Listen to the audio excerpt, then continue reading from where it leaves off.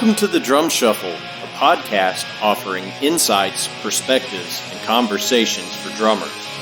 I'm your host, Jamie Eads.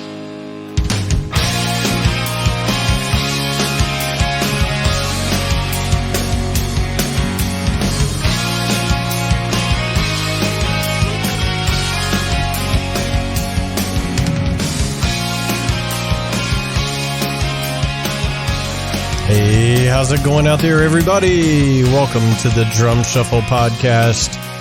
This is episode 147. I hope everybody's having a great week out there in Drumland. We're having a good week over here at the Drum Shuffle World headquarters. Just always a pleasure to bring you our guest this week. And he'll be coming up right after this message from Los Cabos Drumsticks. I'm going to be joined once again by the great Dafnis Prieto. The best kept secret for drummers is finally out. Los Cabos Drumsticks may look like the sticks you grew up with, but these are not your father's drumsticks. Los Cabos Drumsticks is Canada's #1 drumstick brand, and they are coming to a retailer near you. With operations in over 28 countries worldwide, thousands of drummers have already discovered the Los Cabos difference. Using FSC certified wood from Canada and the US, Los Cabos make the finest quality drumsticks, percussion tools, and accessories on the market. The best news, Los Cabos Drumsticks offers you a ton of choice. They have 22 individual drumstick models and 14 percussion tools, many of which are available in 3 different wood types: maple, white hickory, and red hickory. Red hickory comes from the center or heart of the hickory tree and has been independently proven to be both stronger and more elastic than white hickory without adding a lot of weight.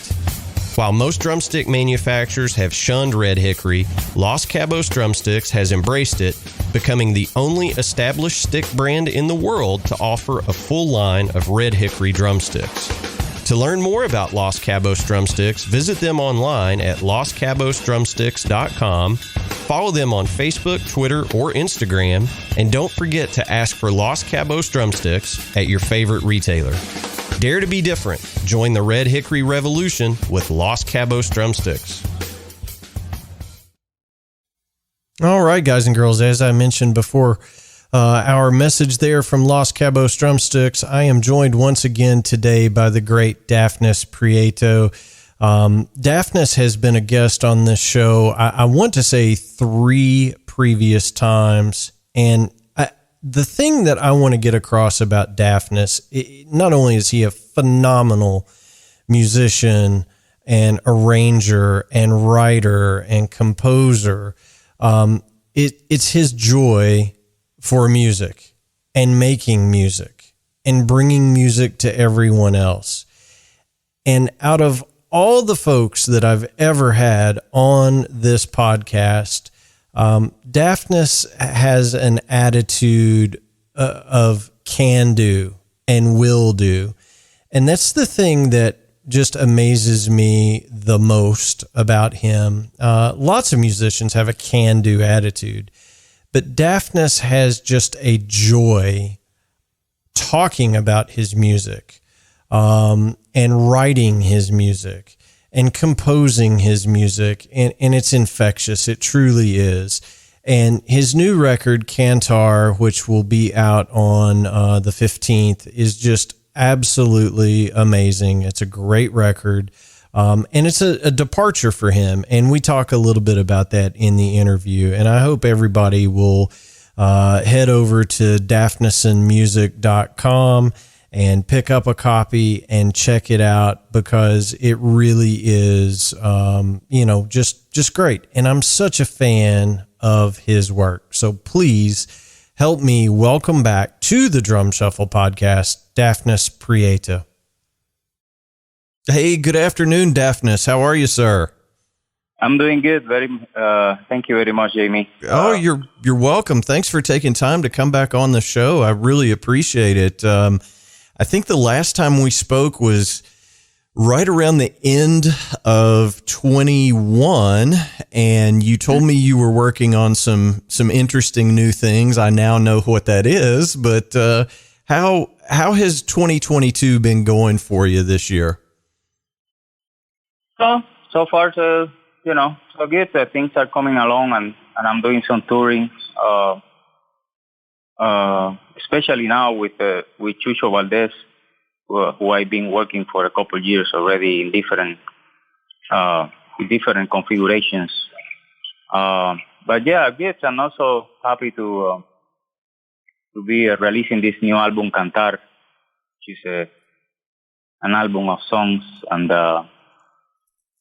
just keeping it busy between the creative life and also the teaching here at the Frost School of Music in the University of Miami. Sure, absolutely. Well, and I know that does keep you quite busy, but the last time we talked, I think it was right around the time your book was out. You had some other things, going on. And I know that you keep quite busy with everything.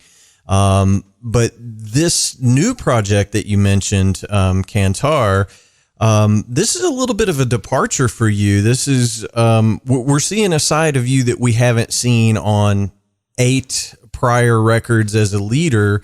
You're now serving as lyricist. So talk to me a little bit about that. Was that something that has been, sort of in your back pocket for a while that you've been thinking about doing? Yeah, this is something that, it has taken a while in the pre-cooking of it, I will say.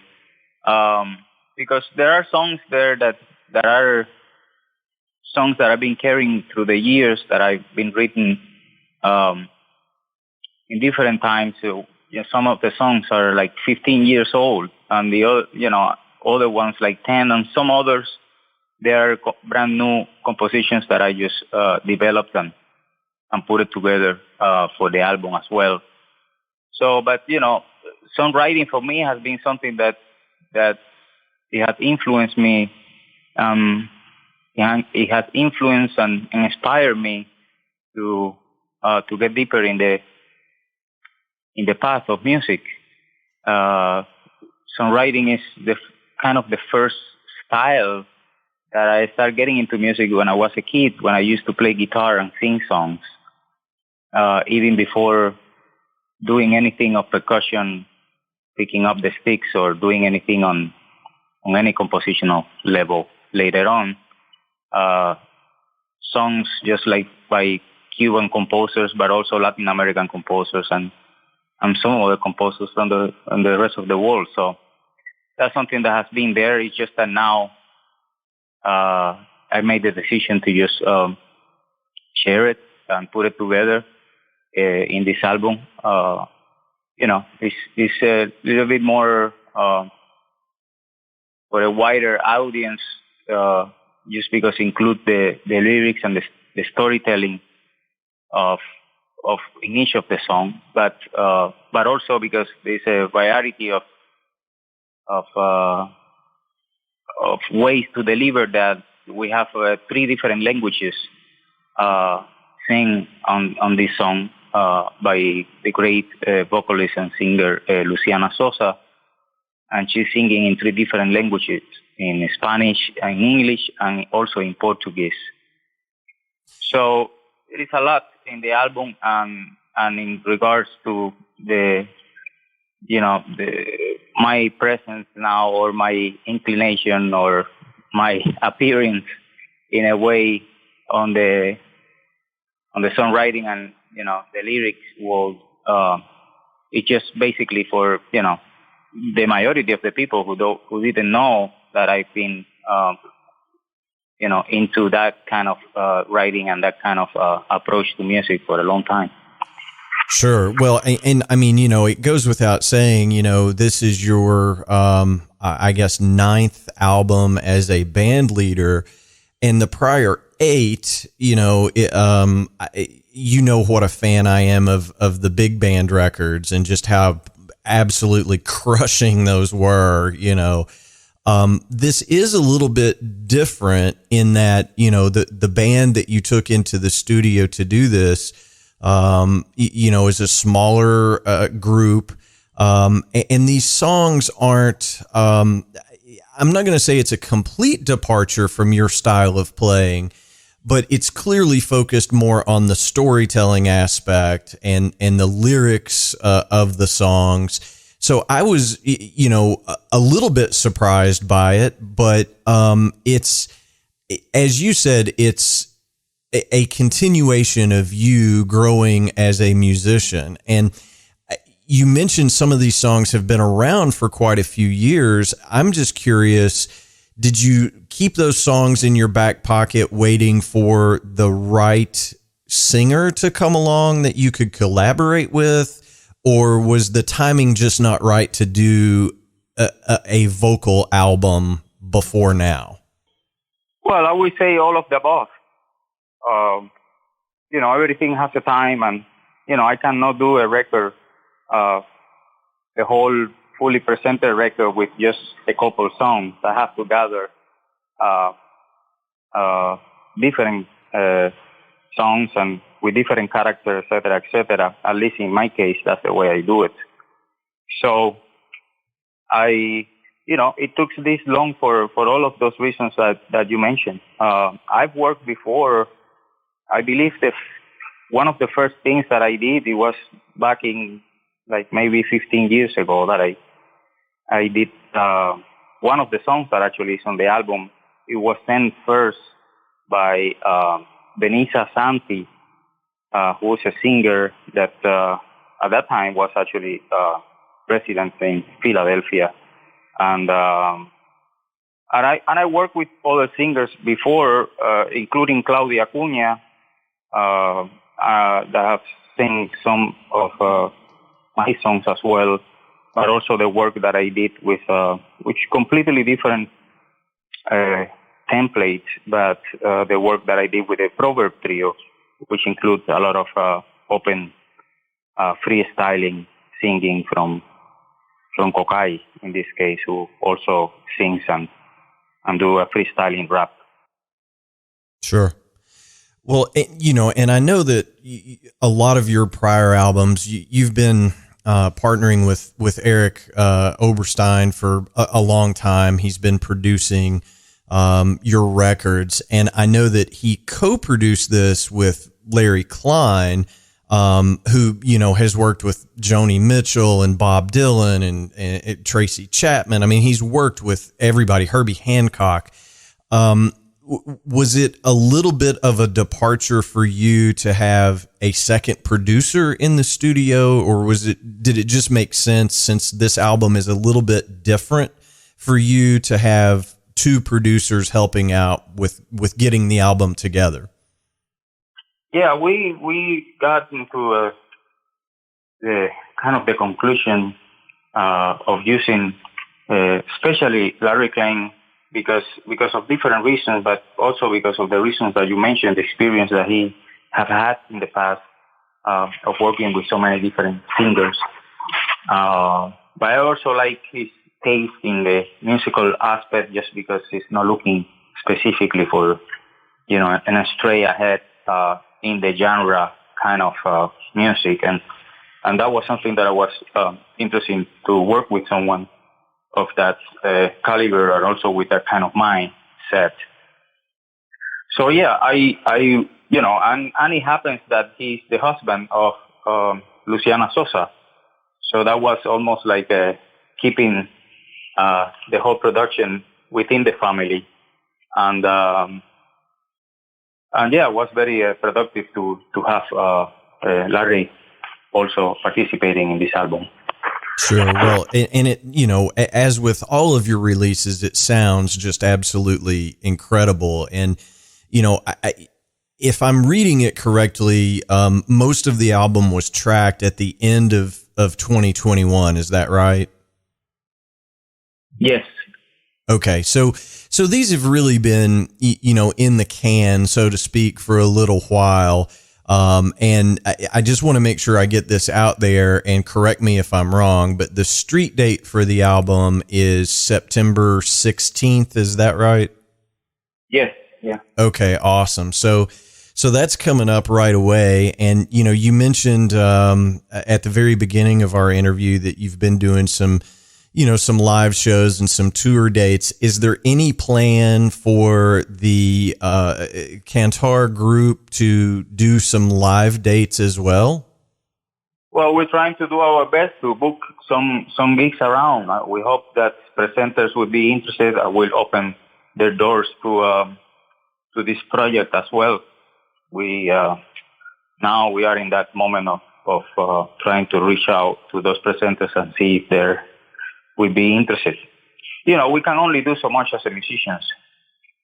Well, yeah, sure. I mean, there's only 24 hours in the day, and I feel like you're already occupied about 22 of those. So you're a busy guy. So I know it's difficult to get stuff like that together, but it would be great if you guys could, is what I'm getting at. Oh yeah, I would love to. But as I say, it doesn't really depend on my willpower. So one way or another, this is a very connecting piece of that. You do something and then you release it, and then it really depends on the people's acceptance or invitation to bring it to the next level of playing it live. We are completely, looking forward to perform. But right now we're just focusing on putting the album out and to promote it as much as we can, and then see what's happening after that. Sure. Well, that leads me to, I think an interesting angle and some interesting questions. And I think I know the answer to this, but, you mentioned acceptance of the general population. Obviously this is, different than, for example, the big band records. Do you have any, trepidation, I guess is the word I'm looking for. Do you have any concerns that this being, a lyrics first, singing record, do you have any worries that it's, that your fan base that's used to the big band records and things like that they might scratch their head a little bit, or do you even care? I can only hope that they understand it.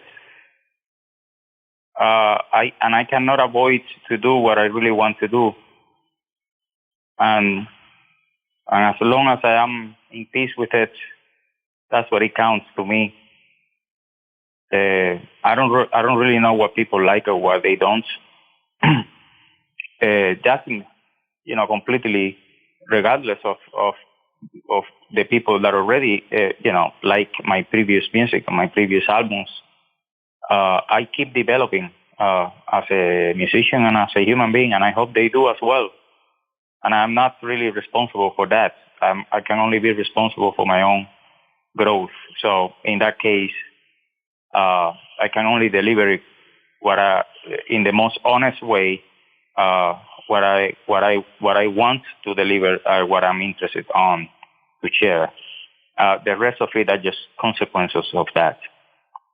Sure. Well, and by listening to the record, I can tell that a lot of this was written from a very personally introspective standpoint. I mean, I can hear that you've got some songs, to your family members in here, things like that. And I think it does show, a tremendous amount of maturity and growth, that you're comfortable enough to put a record out that is a little bit of a departure for you.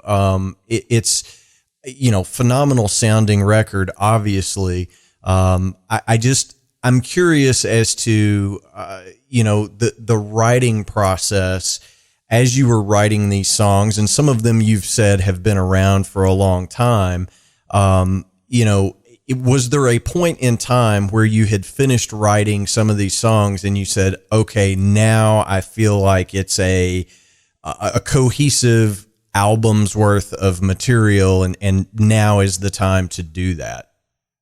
Yeah, I had to feel that in order to make that decision. Yeah. I really the kind of person that just wants to rush into something without even knowing what's going to happen. I mean, it's certainly not a jam session or a song or an album of standards. So, it takes a long process of development and of finding the focus in each particular song. And there is a great deal of intimacy and, as you mentioned before, but it's that's part of the process of how it evolves all the music to get to that final, in a way, saying of, oh yeah, I have the material now ready, let's do it. Even though we record actually more songs than the ones that made it to the album. We end up taking out a few songs from the album just because we are still, even in the post-production, we were dealing with the shape of the album and the characteristics, etc., etc. So we still have a few songs that didn't make it to the album that we might put it out later on as single.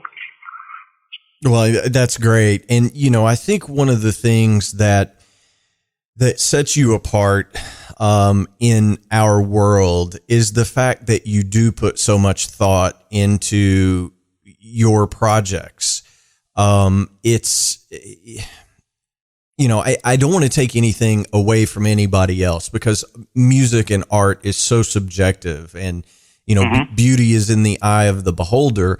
But sometimes I listen to records and exactly as you said, it just sounds like a bunch of guys went into the studio and had a half a day jam session and said, okay, there's our record, and they put it out. I don't think you do that. I feel like everything is very well thought through, and you can just tell that there's a lot of time, care, and love put into every project that you're associated with. And I mean that in the best way possible. Talk to me a little bit about how that process works in your life. That the fact that you do care so much and you think things through a little bit more than some others. Well, I care about music and I care about art. There are different levels of doing that. You can go and jam for a second with some friends in a studio and call it whatever you want. That's necessarily not the way I've been approaching my artistry, just because I like composition in a most refined way. And also I like the delivering to be as honest as possible, meaning that I'm not just, replicating generic patterns and things that you can necessarily hear everywhere else. I'm trying to identify and focus my music, in this case, to my own lenses. So it's going to be hard, to make it feel like it sounds like something else, and so because it has a very specific vocabulary, just like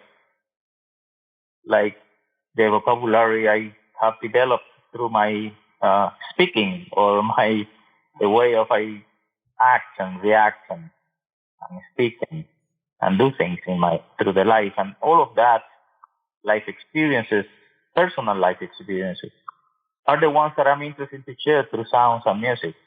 I'm not really necessarily interested to share someone else's experiences, because that's what they should be doing. So in this case, I see music in a very personal way. So I have no other choice than just give it a thought and understand that I want to really, when I listen to music, I don't listen to just any music. I listen to music that interested me and that makes me inviting me in a music that invites me to a journey that I might not have been before, and that's to me one of the great possibilities that arts and specifically music can give to the ears of the listeners. Yeah, I mean, you said it all right there. I mean, there are certain songs that at least for me, that I can hear, or a certain album that I can listen to, and it will transport me back to an exact moment in time. For example, you know what I mean? Like, I can put on a certain record and be, in the 8th grade again, going to football practice or whatever the case may be. And that's the beauty of, putting your emotions into music. Then the listener can tie that to certain emotions in their own life. And that's what gives a song or an album a life of its own. And I think that's all any of us really want, right? Is to put it out, a snapshot in time, and then let the listener interpret it into, how it affects their life. Am I on the right track there? Mm-hmm. Yeah, that's what it is. I mean, it's all about connection in this case, because at the end of the run, I can do all of this music here in my house and it's still fine and everything else. But in the moment that I want to share something, I need to tailor that to not only to my personal view, but I need to tailor it to the thinking that is going to connect somehow with some people having similar experiences, or inviting those listeners to go through the journey of those experiences that I might have. Absolutely. Well, one thing that I do want to ask you about is, I was listening through the record, and we kind of have a running joke. I'm going to set this up a little bit, but we have a running joke between us about the use of the frying pan. Did I hear some frying pan on track 5 to the concert, or am I imagining that? Oh yeah, no, that's it. For frying pan album, that's for sure. Yeah, well, for my listeners that don't know, there's a great video out there somewhere where you're literally using a frying pan in your drum set, and I think I made the comment, if I could just play a frying pan as good as Dafnis, I would be a lot better drummer. So, but I caught that and I was like, how awesome is that? There's a lot of really complex rhythm going on in this album, which everybody should expect from you. But did you approach the recording of this album any different than you would any other album? Well, it's a songwriting album. So things might change now, just having the lyrics saying the storytelling, it in a way changes the dynamic on how to do things. But that is all very,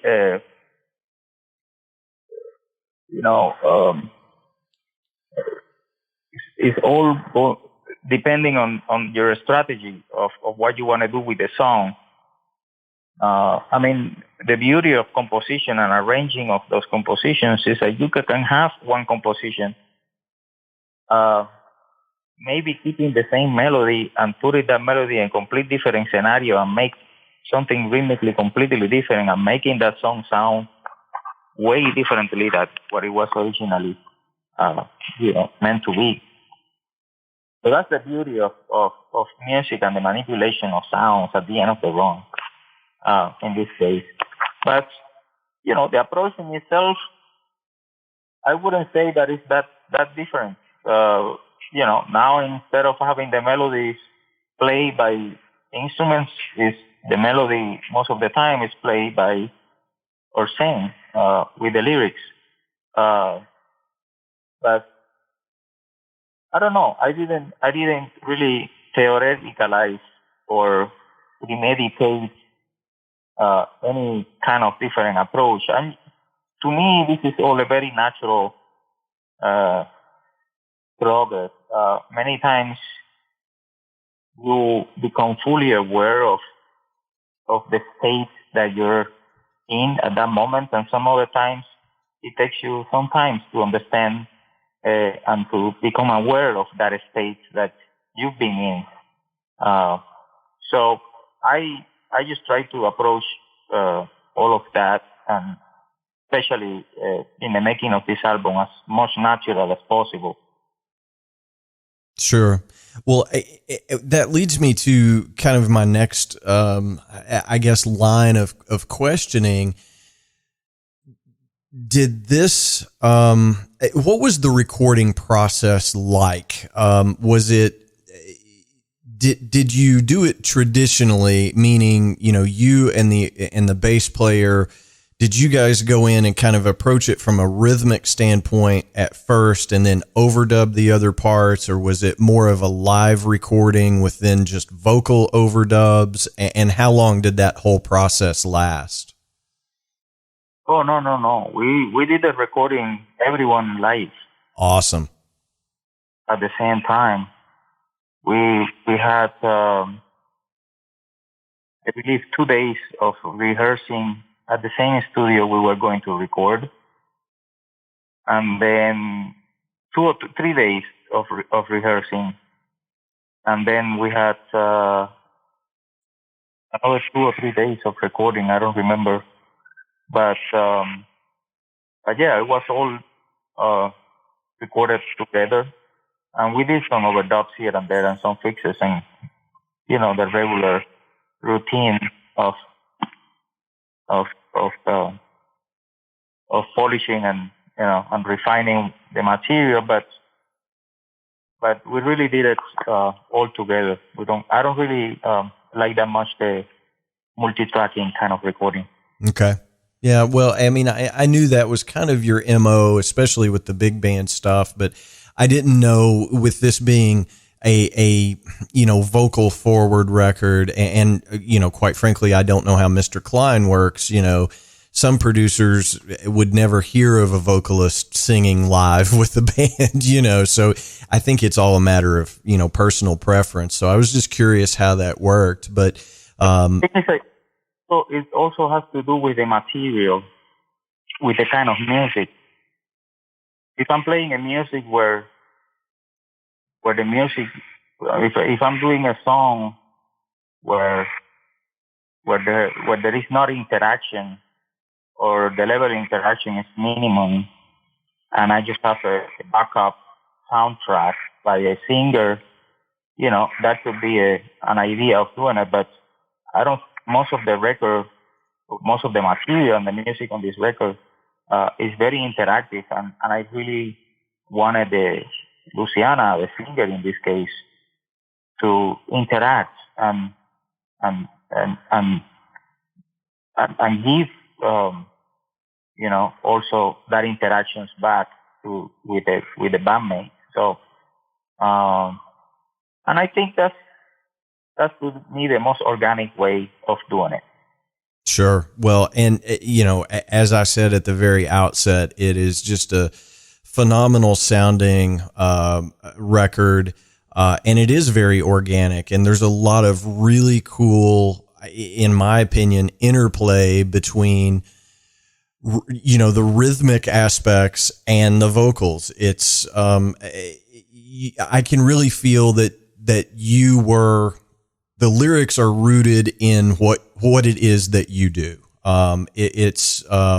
It's obvious, and I think when everybody gives it a listen, They're really going to enjoy it. It's another, in my opinion, a fantastic Dafnis record. Yeah, thank you. You're very welcome. Now, I'm assuming the record is going to be available, through your website, which is dafnisonmusic.com. Is it going to be available on all the streaming services and all that as well? Yeah, of course. As always, we have actually been putting out some singles before the record comes out. We have 3 singles that we're putting out before the release date, and then we're gonna put the rest of the sound packs. But the whole music is going to be available, in all the streaming platforms, and we have some very cool videos as well that we are launching on our YouTube channel as well.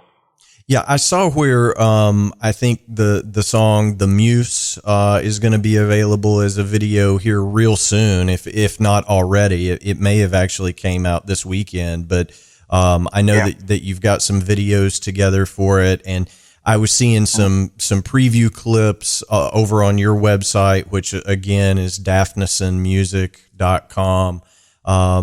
So what does the future hold? I know right now you are fully in, Cantar, promotion mode, trying to get the album out, etc. And we talked about maybe doing some live gigs, things like that. But what is next in the hopper for you, or are you even looking ahead that far?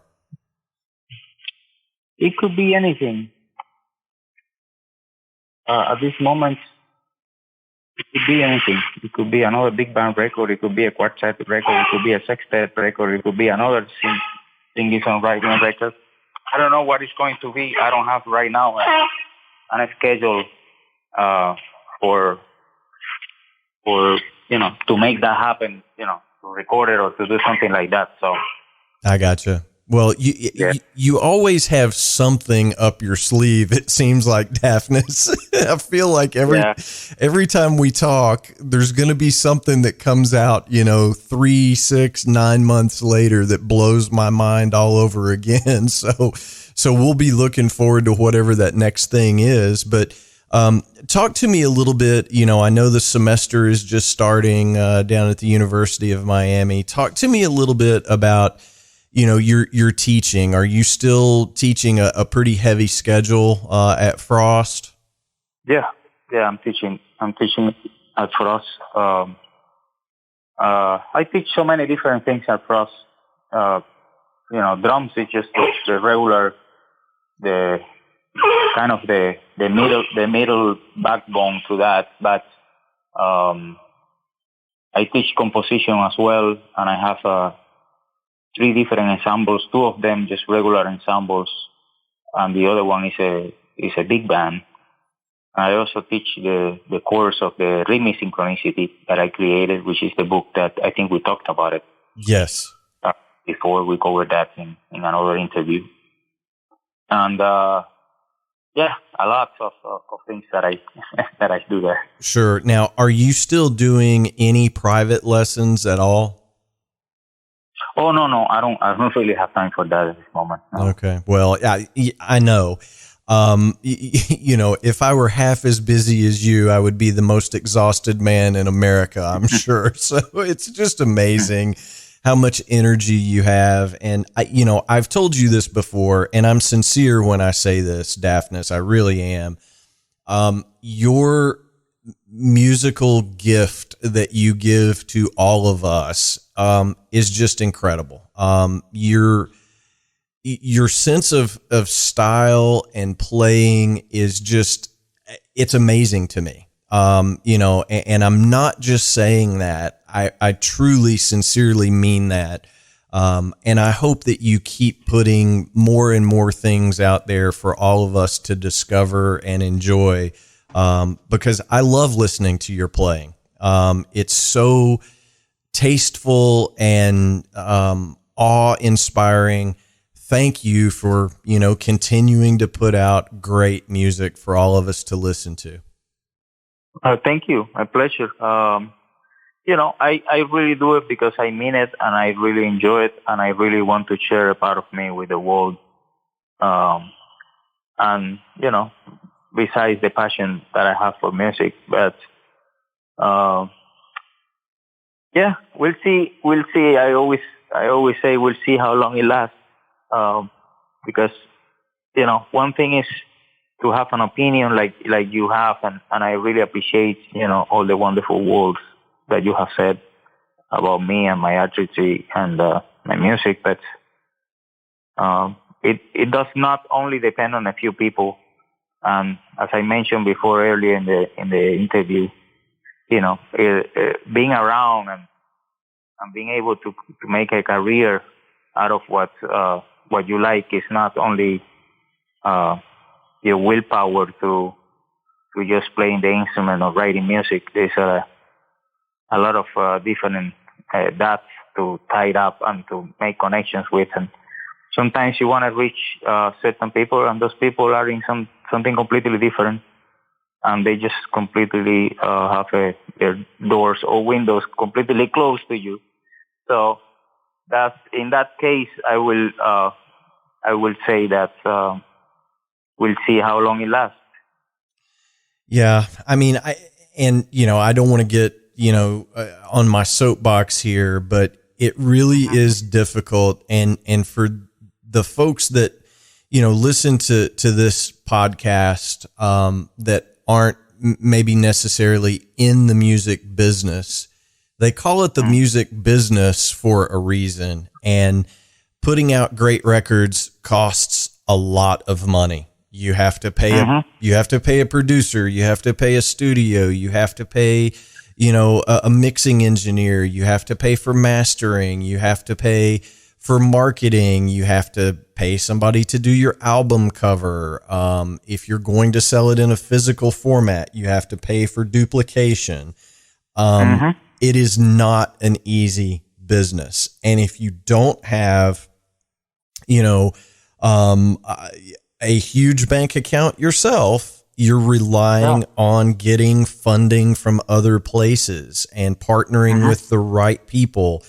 And then you have to have a lot of luck as well to make sure your music gets in front of the right ears, so to speak. So it is not easy. And, as you said, let's see how long it lasts. But, my prayer for you, my friend, is that you continue having success, and getting stuff out there. I mean, that's all we can do as musicians, is to continue creating our art and putting it out there, right?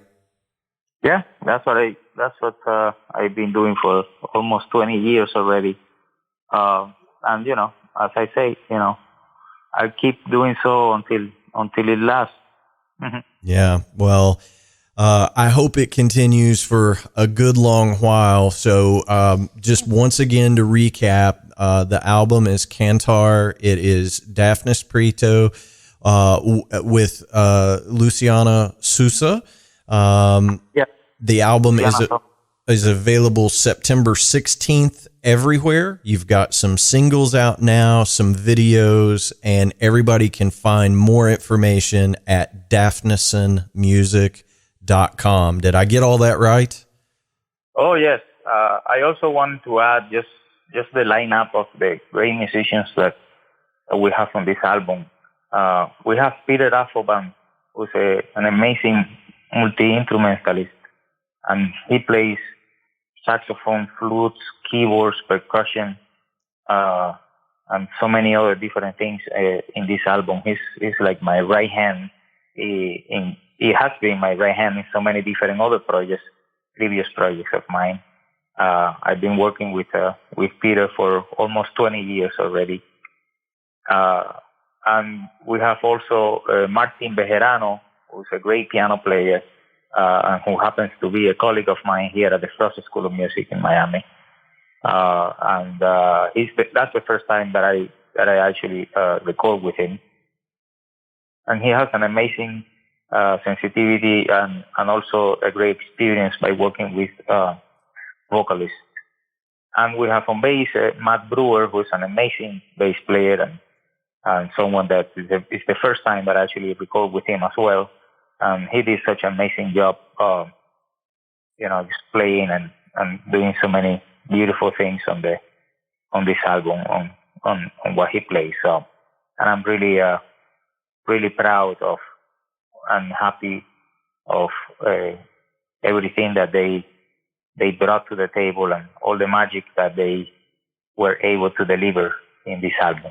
Absolutely. And it's a fantastic sounding record, and we're going to send some folks your way, and hopefully everybody will pick up their copy on September 16th and enjoy it. I certainly have. I've enjoyed listening to it, and thanks to you and Chris both for getting an advance copy over to me.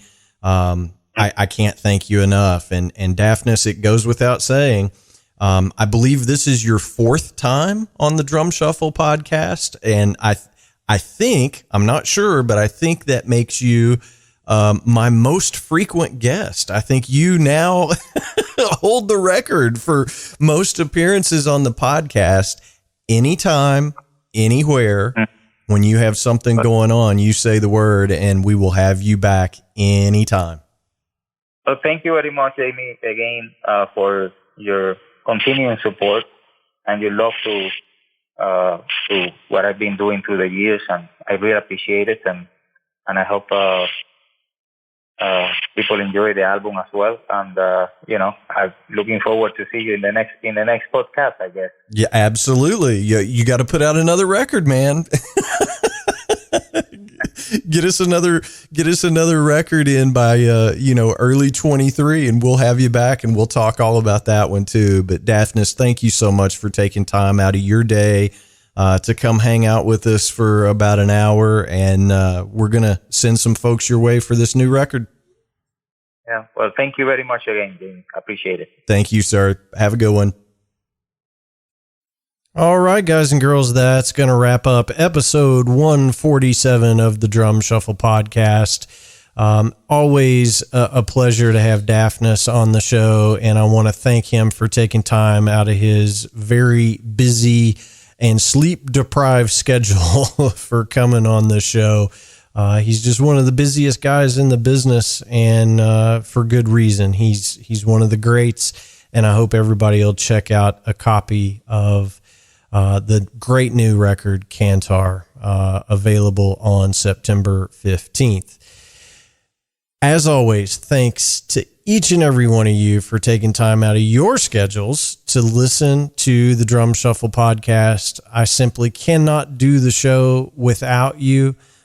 We rely on you to listen to the show, to download the show. And the biggest thing you can do to help us out is to share a link with a friend. Just say, hey, you should check out this great podcast. I hope you think it's great. Share a link with a friend. Hit the thumbs up button on whatever platform you use to listen in to the Drum Shuffle podcast. Leave us a rating or a review if you have the time to do so. That helps us to continue to grow as well. As I say, each and every episode, you can find more information on me over at jamieeads.com. We answer every single email that we get here at the Drum Shuffle Podcast. That email address is thedrumshufflepodcast@gmail.com. And as always, thank you so much. May your heads stay strong and your sticks never break. Cheers, everybody.